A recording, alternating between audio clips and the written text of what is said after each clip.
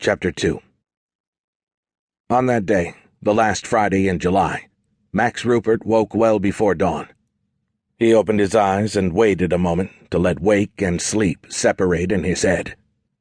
A shadow in the shape of a cross floated on the wall beside him, cast there by a yellow streetlight bleeding through his window pane. Outside, the air conditioner clicked on and whirred as if this was just another day, but it wasn't just another day.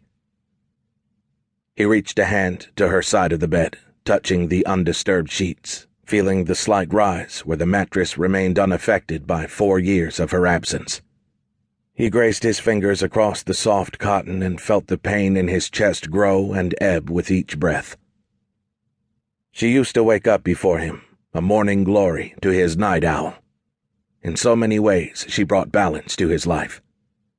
Nobody but Jenny could cut through his wall of self-control and expose the childlike happiness he kept locked away.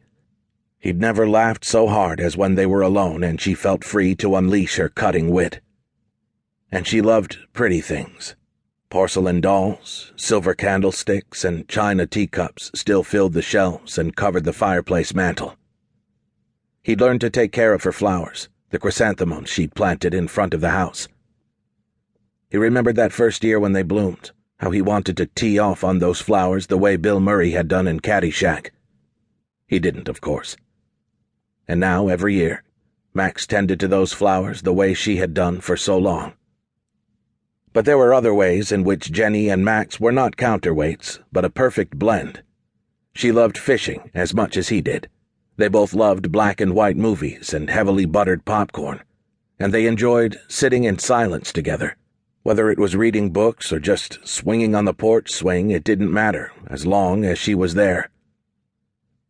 Those moments of tranquility sometimes reminded him of their first date and how he fell in love with her.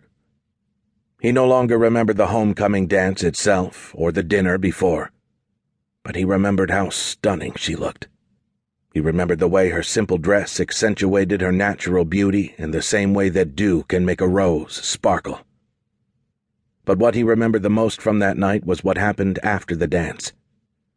They'd gone to a party at a friend's house.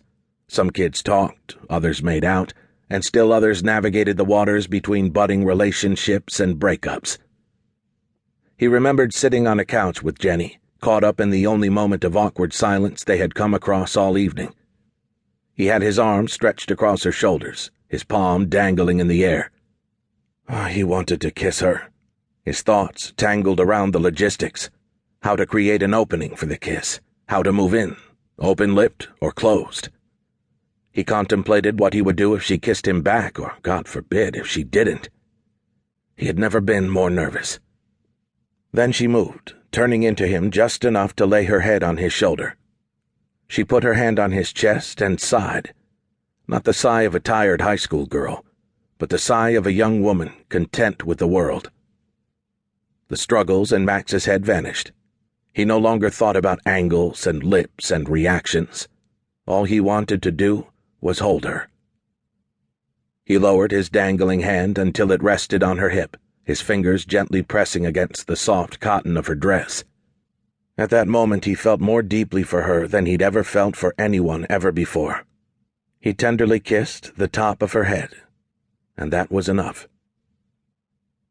How many times over the years had they sat in that exact same position, slowly rocking on the porch swing or watching TV from their couch?